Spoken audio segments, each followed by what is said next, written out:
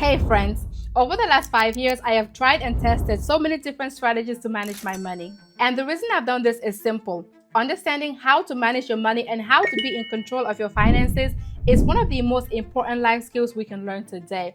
It doesn't matter if you're making $50,000 or if you're making $100,000 a year. What truly really matters is how you are managing your money. The way you manage your income today is going to determine how you live in the future. And trust me, money management is a skill that can completely change your life. Now, the real skill of money management is not just about growing your wealth, although that is very important. It's about making the most of the money you already have, finding the perfect balance between enjoying the present and planning for the future. Once you get this right, managing your money stops feeling like a chore and starts feeling more like a strategy. So in this video, I'm going to be walking you through the 3-step method for managing your money effectively. I'm also going to be sharing my screen to show you exactly how my spending with purpose tracker works so that you can start using it to take full control of your finances as well. And plus, if you want to use the exact same template that I'm using, then I'm going to link it below so you can use it to help you with your own finances. So let's jump right into it. Step number 1 is define your needs, your wants, and your savings. These 3 categories are going to form the foundation as to how you budget your income. But before we break them down, we need to figure out exactly how much money you are bringing home every single month. This is going to be super important because a lot of people overlook this one step and it can actually mess with your budgeting process as well. So we're talking about your net income, which is the amount of money that lands into your bank account right after taxes. Let's go ahead and walk through an example. Let's say, for example, I make $6,000 a month in total income from different sources. I'll go ahead and break it down like this. If, for example, I make $4,000 from my 9 to 5, $1,000 from a side hustle, and $1,000 from another side hustle, right? I'll go ahead and plug those numbers into the income section of my tracker. So let's go ahead and do that. So we'll go ahead and put $4,000 here. And then for pet sitting, for example, let's put $1,000.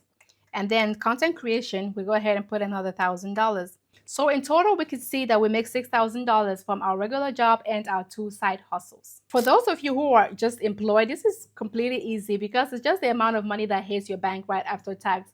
But if you contribute to your workplace pension or retirement fund, then you need to add that back in. For example, if you're putting $200 a month towards your pension, then add that towards your total income as well.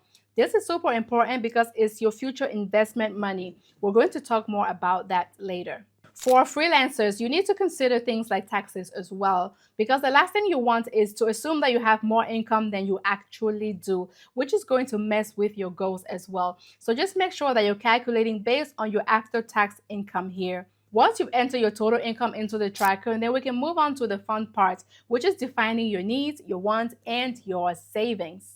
So now that we know we're bringing in $6,000 a month, let's go ahead and break it down into our needs, our wants, and our savings.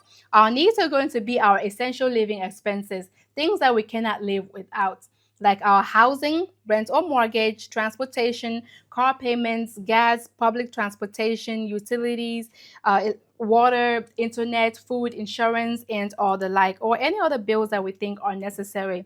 These are going to be our first priority when we are budgeting. Our wants are going to be our discretionary spending, things that bring us joy but are not really necessary for our survival. Think about Netflix, eating out, hobbies, shopping for clothes, self-care, haircuts, or even manicures, or upgrading our lifestyle, like buying a more expensive car or even going on vacation.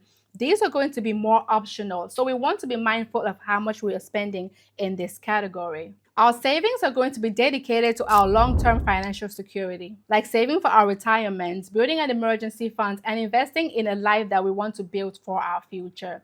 The money that goes into this bucket is going to be specifically for our future. Now, let's talk about this 50-30-20 rule, which is a popular guideline when it comes to budgeting. It just suggests that 50% of your net income should go towards your needs, 30% should go towards your wants, and 20% should go towards your savings and your investment. For example, if your net income is $6,000, then that means that we need to be putting $3,000, which is 50% towards our needs, and then $1,800, which is 30% towards our wants, and $1,200, which is 20% for things like our savings. These percentages are just a guideline here, right? But they can help you structure your finances. Just keep in mind that the 50-30-20 rule, it was just created in 2005. So it might need some tweaking depending on your unique circumstances right now, especially as inflation and living costs are rising tremendously. Now let's get to the fun part, which is tracking and reflecting on our spending. Let's go ahead and walk through how the spending with purpose tracker works for you. So as you can see, the tracker is currently breaking it down into your income, your needs, your wants, and your savings. Let's go ahead and break it down step by step, right? This income section is where we've already entered our income sources. Now let's go ahead and move on to the needs section, which is going to be our essential living expenses at the moment. As you can see, we have already added things like our rent or our electricity, internet, phone bill, and all the like. So let's go ahead and plug some numbers into the needs section. Let's say, for example, we're paying $1,800 for rent. For daycare, we pay $400, and then electricity, we're making $80. Internet, let's say $40. Let's say for our phone bill, we're making $40 payments. For our debt payment, we're making $50. And this debt payments could be anything like your credit card debt, for example. And then for our car loan, we're making $100 payments. For groceries, let's just put $600, and for insurance, let's go with $150. As you can see, for this category, it tells us that we've overspent by $260. So we've overspent in the needs category. So this means that we need to go in and make tweaks. Maybe we're spending too much on our groceries at the moment and we need to bring that amount down. So if you go over the 50% threshold like we did, you could see that it's going to tell you that you've spent over that amount and give you a negative number right here. Next, let's move on to our one section. This is going to be where we spend our discretionary spending, things like our subscription, entertainment, and dining out. This is going to be where we input the actual amounts that we're spending in each of these categories. So let's go ahead and give that a shot. For example, let's say we spend $100 on dining out, $150 on entertainment, $200 on vacation, and let's say $100 on shopping. For our gym membership, let's say we put $30. Salon and spa visits, let's do $150. Salon visits, let's say we spend $200 because you know we gotta take care of ourselves.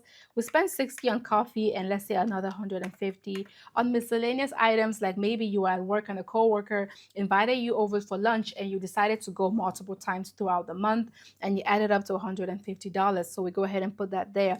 As you can see, based on this, you have already spent a total of $1,140 for your wants category, and you have $660 left.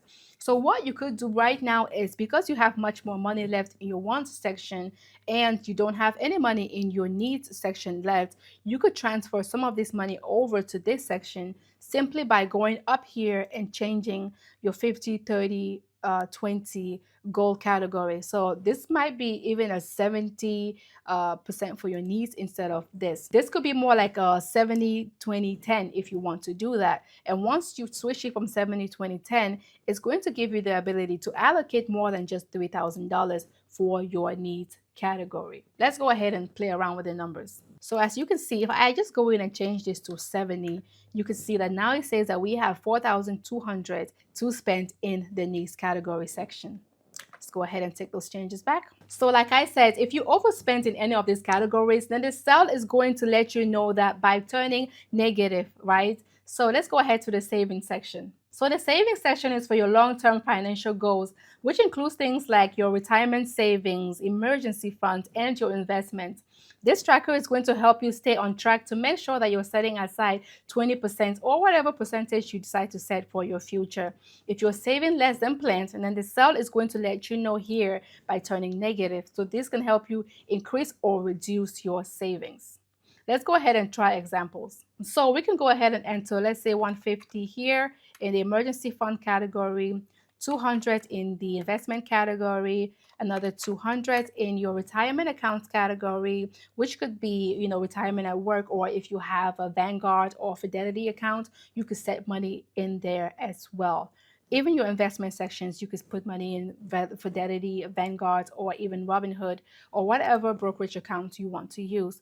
For extra debt payments, let's go ahead and say we did $400 there, and for down payments, let's do $250. So as you can see, Based on this, we've allocated exactly all the amount of money that we have for our savings, which means that we had $1,200 left and we have spent all $1,200 and we have $0 left to allocate. By the time you're done with this 50, 30, 20 budget, it's supposed to be a zero-based budget. So when you're done, this here should be you have zero left to spend, kind of like how this one says. You should be able to allocate everything towards a category. So after entering your expenses, just take a few minutes to reflect on how you think you did. Just ask yourself these questions. Did you stick to the 50, 30, 20% rule for your needs, your wants, and your savings? Did you overspend on your wants, right? If so, then where can you cut back next month? Did you save as much as you thought you were to save? If not, then what changes can you make at the moment? The goal here is to make sure that you are staying on track. And if you're not, then just make the adjustments that you need. If the tracker shows negative, then that just means you need to switch numbers around to stay with your goals. If you want to use the tracker that I've been showing you, then you can find the link to download it for free in the description box below. Start using it to take control of your finances and get on track to meet your financial goals today. I'd love to hear how this tracker worked for you. So if you give it a try and then come back, please, and let me know how it went. I'm always here to help. Thanks for watching, and I'll see you next week. But always remember that the best time to invest in yourself was yesterday. The second best time is now. You got this.